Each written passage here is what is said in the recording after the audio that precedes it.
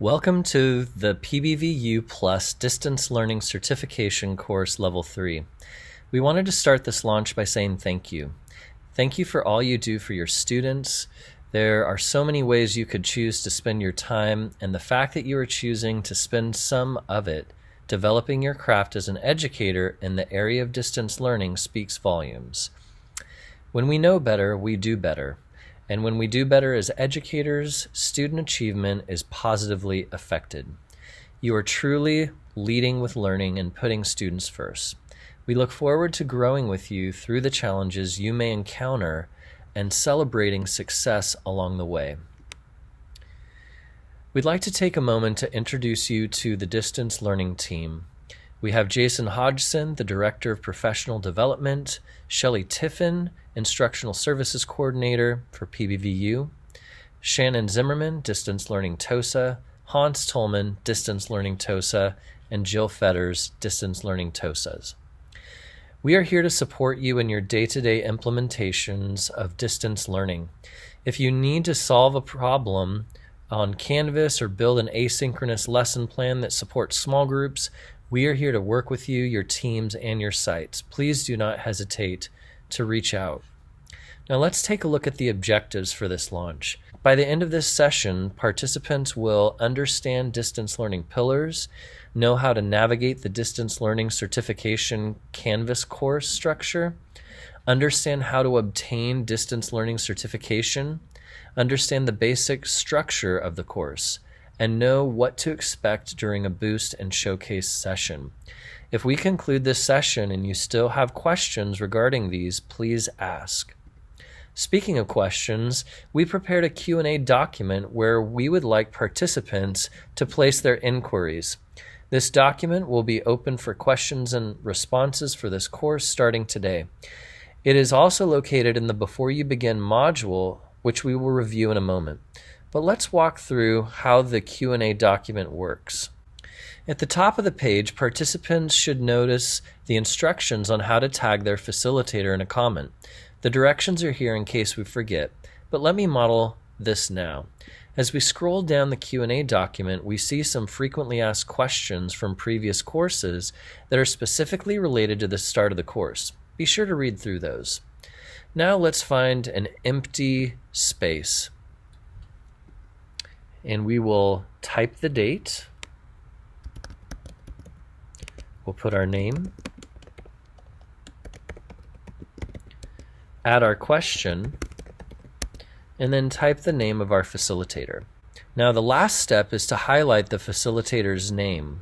In this case, I'm highlighting Troy's name. And then over on the right side, you'll see this little icon pop up with a plus sign. Go ahead and click on that. And then we are going to type plus and the name of our facilitator, selecting their email address. We will check the assign to our facilitator and click the assign button. Then they'll be notified via email that that you have a question for them. All right, let's go ahead and head back to the presentation. pbvU Plus certification courses are structured differently than traditional pbvU courses, as we can see by this model.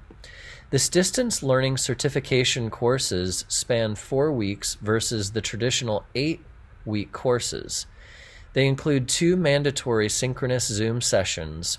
Attendance is required for course completion. In regards to content, participants are to work at their own pace through the content and tasks. The Before You Begin module is due at the end of the first week. If not completed, participants will be dropped from the course. All other coursework is due on the last day of the learning cycle. Let's look at these courses through the lens of asynchronous and synchronous learning. When we say asynchronous, or not at the same time and place, PBV USD Distance Learning Certification course can happen. The content and tasks are provided for each of the 3 modules. Learning and implementation can be completed in time for a showcase. The synchronous or live session, participation in a boost session is required. Participation in a showcase session is required. Synchronous sessions will contain large and small group components. Facilitators for the courses will communicate their office hours to further support. The distance learning certification courses are built upon the 3 pillars of distance learning. Participants will encounter elements of each pillar in each course with increasing depth and rigor across the levels. The first pillar is communication and connection. Communication and connection are important parts of the educational process and environment. They help teachers to establish and maintain relationships with students and families. With distance learning, these elements are even more important for maintaining relationships and communicating resources and learning expectations with students. The second pillar is distance learning management. Having a deep understanding of distance learning management allows teachers to successfully provide resources and learning opportunities to students. Teachers should use the district-provided systems and programs to create and organize opportunities, develop instruction and support, and share and/or collect student materials demonstrating their independent learning. The third pillar is student engagement. While students participate in asynchronous learning outside the traditional classroom, teachers should work to create engaging learning activities and environments. We create engaged learners when we consider and incorporate emotional, cognitive, and behavioral engagement in our distance learning environment. Each level of the distance learning certification has a syllabus. It is going to be located in your Before You Begin module as well as on the home page. Let's take a quick look at that and go to this syllabus. What we want to highlight here is the clickable bookmark section at the top, which will help us navigate quickly to the components we'd like to view. Let's take a look at how this works. I'm going to click on Expectations of Participants, select the link that appears below, and then it takes me to that place in the document. Here are the Expectations of Participants section. Please review this section in detail. If you were unable to meet these expectations, please notify pbvU immediately. Reading the syllabus all the way through is an assignment in the Before You Begin module, so we will not take time to do that right now. The distance learning certification courses in Canvas incorporate all of these elements: the homepage, syllabus, modules, and showcase. Now is a great time to jump over to Canvas and take a look at the course.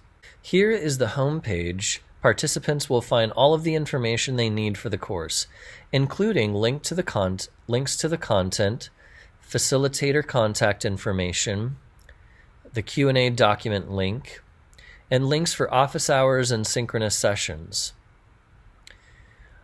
You can also find the syllabus in the Before You Start section, as well as in the syllabus on the left navigation menu. So as I click on syllabus, I'm going to see a timeline of events and items to have completed during the 4 weeks. Below that, I will have the copy of the distance learning level 3 syllabus. And below that, I'll have a course summary of assignments and potential dates to complete those by. As we move into the modules, I'm going to click on modules on the left navigational menu. We can see the Before You Begin module. These items in the module are all due at the end of the first week of the cycle. If these are not completed by the deadline, participants will be dropped from the course. Each item must be completed in order. Scrolling down, we can see modules and the content they contain. Each module is a prerequisite to the next. In other words, participants must complete the modules and assignments inside the modules in a consecutive order. Participants will not be able to access content until all previous content has been viewed. When working through the modules, participant will find some of the content embedded in Google Slides. We want to show you how to expand the slides so they are large enough to read and don't skip around on the page. So I'm going to find 3.1, and here's the slide. When I click the next button, notice how it jumps around.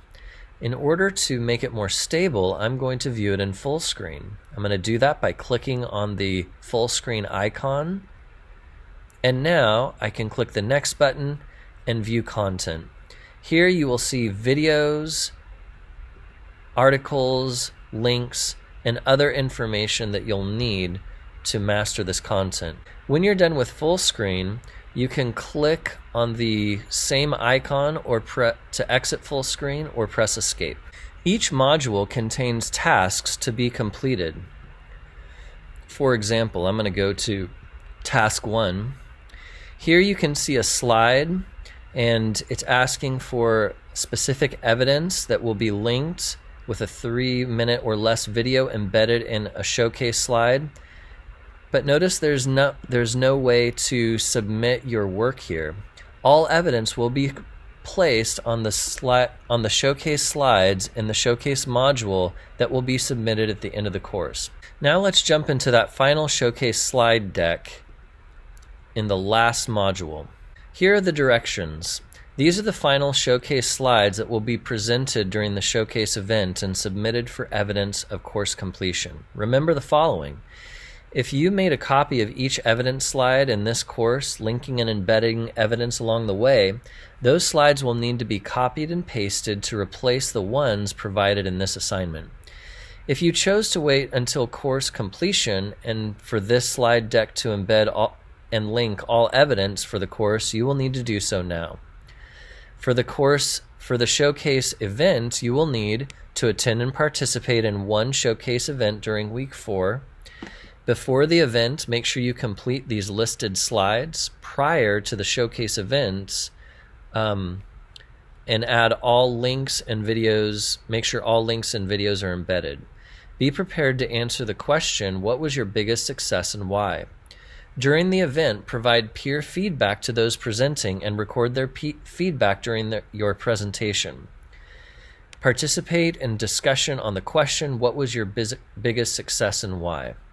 After the event, be sure the slides mentioned here are complete, finalize presentation, and submit.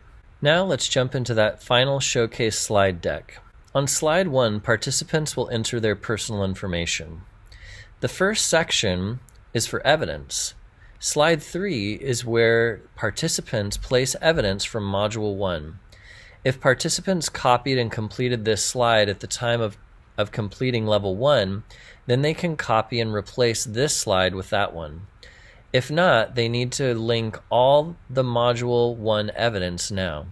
Also, please notice the notes at the bottom of the slide. Slide 4 will be completed during the showcase presentation as participants collect feedback from peers. Slide 5 is hidden because it will not be presented during the showcase. It does need to be completed, however, after the showcase and before submission. Participants will now repeat this process for modules 2 and 3. Slide 6 is evidence. Slide 7 is feedback on the evidence. And the hidden slide 8 is the reflection on that feedback. In moving to section 2, participants are analyzing their learning and implementations over the course. These slides 13 through 16 should be completed prior to the showcase and presented.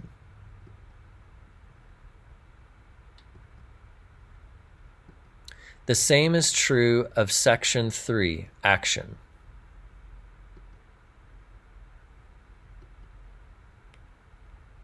Remember, there are 2 mandatory synchronous events as part of this course. Here's a general overview of what to expect during a boost session. We'd like to highlight that there are questions for discussion including these sessions. Participants should look at them in advance and be prepared to participate.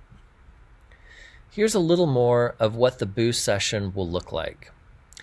Feel free to pause this video at any time to look at this content.